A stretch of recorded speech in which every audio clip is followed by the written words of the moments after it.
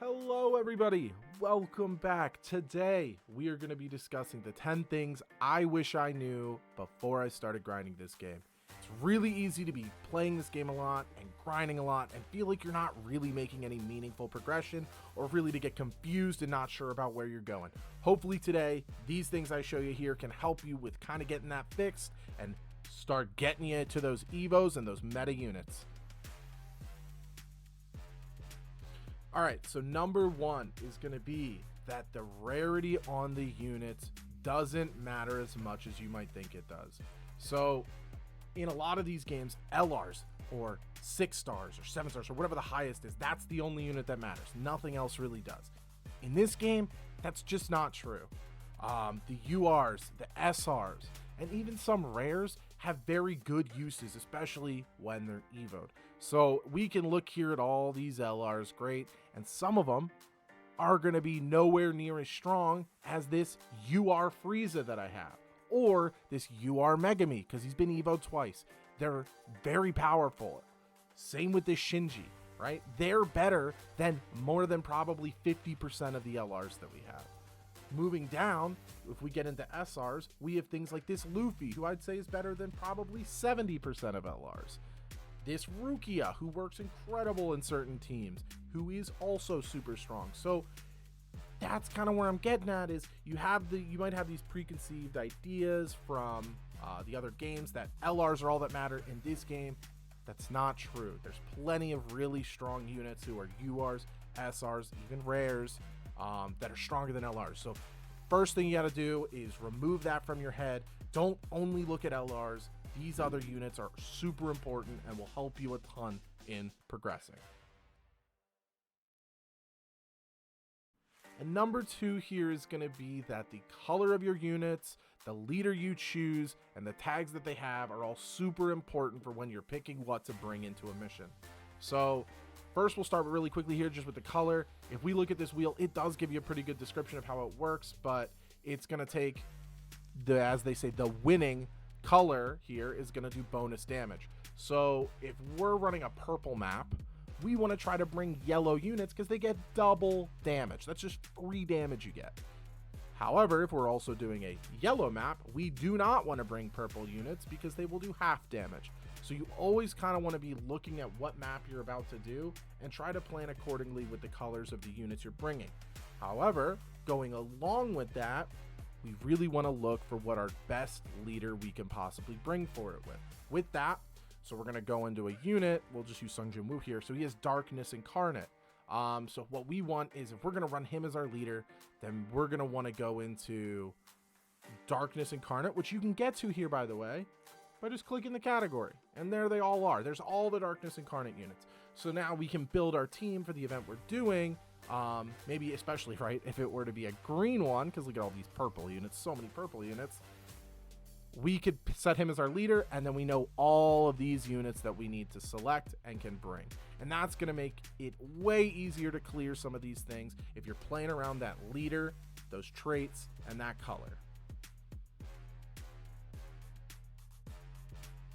All right, number 3 here is actually going to be a bit of a 2-for-1. So when we hop in here to this story mode, what we're going to see is we can select the 3 difficulties here. The only one for story specifically that you need to worry about is normal. Don't do insane. Don't do challenge. There's 0 reason to do it. There are no drops. The XP in here is kind of whatever. Really, you're going to get that more when you're farming the raids that have the drops that matter. And gold, there's way better ways to get gold. So just run these on normal when you're clearing them. It'll make it way easier, and you can get to doing the important stuff faster. And speaking of faster, with that, you kind of want to try, if you can clear it, you want to run the skip, and again, you want to do it on normal. So the skips are pretty challenging, just be aware. So when you get in there and you start trying to do them, definitely play around, again, your leader and your colors to give yourself the best chance at beating them.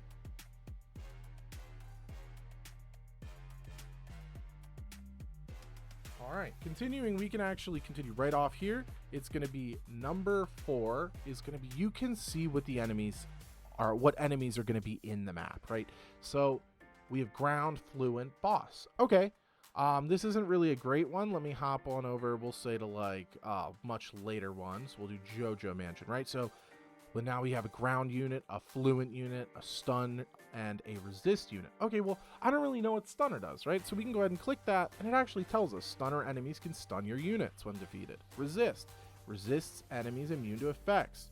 Please be careful. So you can see what's coming. So you can prepare accordingly. So right now, when I look at this, what does this tell me? There's no flying. So I don't need to worry about a hill unit.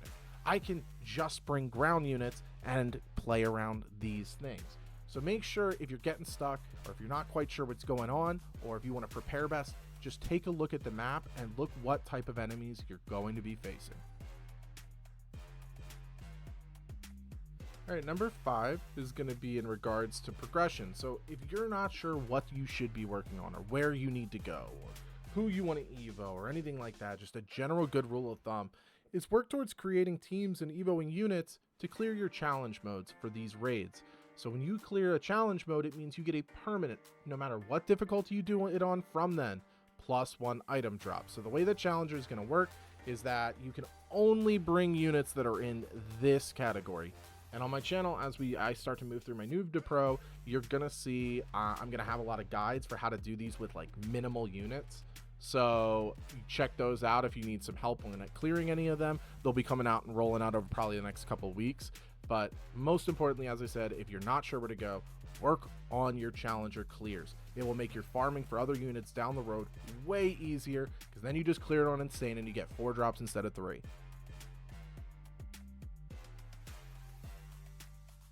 All right, next up we have number 6, and that is going to be something that should be pretty simple, but keep up with your dailies. So the reason to do this primarily, you might think, oh, I get puzzle pieces, oh, I get rerolls.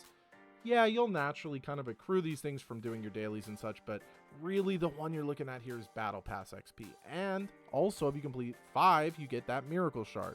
But that Battle Pass XP, in my opinion, is going to be the single most important part of it, because there's no way to quickly grind Battle Pass. It's not like other games where we can go into an infinite and just keep going and getting XP.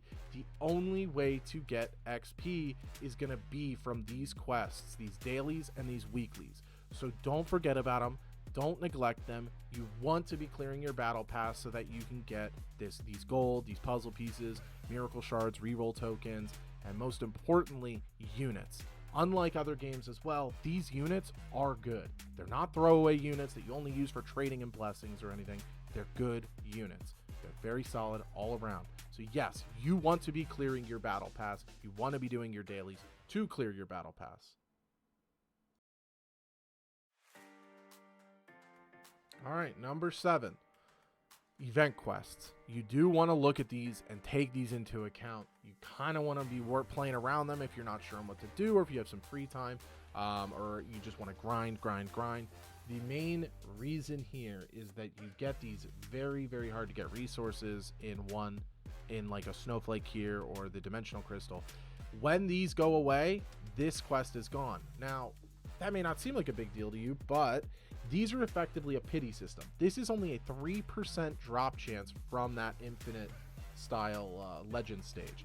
So you're gonna want to run this because every 50 waves you're guaranteed one now. So no matter what difficulty you're running it on, normal, which you can clear waves way faster, insane or challenger or whatever you're running it on, you're guaranteed to get this if you do 50 waves. So farm these, get enough of them for all of your characters that need them, like Sung Jin Woo or Gilgamesh's Evo, stuff like that while you can. On top of that, that's a whole multi right there. Every 50 waves you do in this map on normal, that is one whole multi. That is awesome if you're just getting started out. Secondly, like for Christmas, these are for the limited banner or the limited banner. You're going to be able to go and pull some of those stuff that probably won't be back for a year.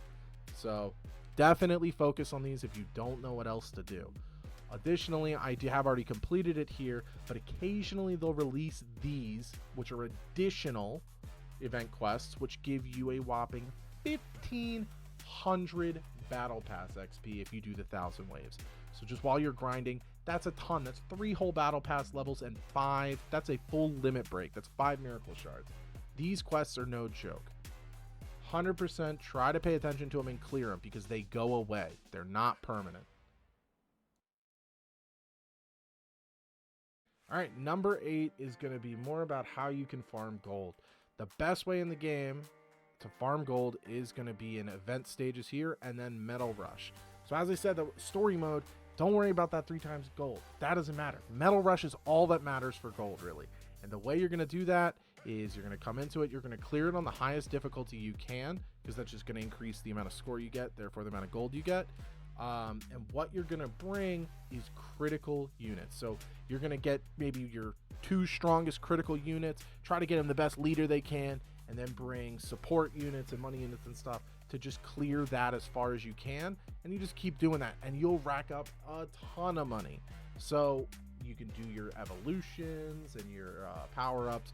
So if you're struggling on gold or if you need gold, just come to Metal Rush. That is the best way to farm gold. All right, number 9, on the topic of farming. The thing you use to roll here are these puzzle pieces. And your main way probably of accruing these is going to be from your extra quest of total score. So you do accrue a ton of rerolls and a ton of puzzle pieces from this.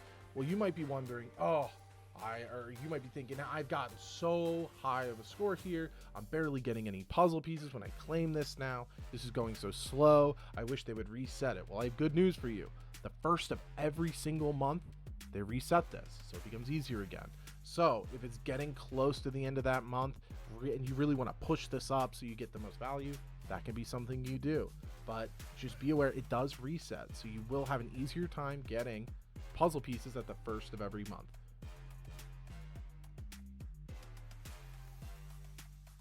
All right, and the final one here is going to be that Abyss Dungeon, this game's version of the tower, is hard.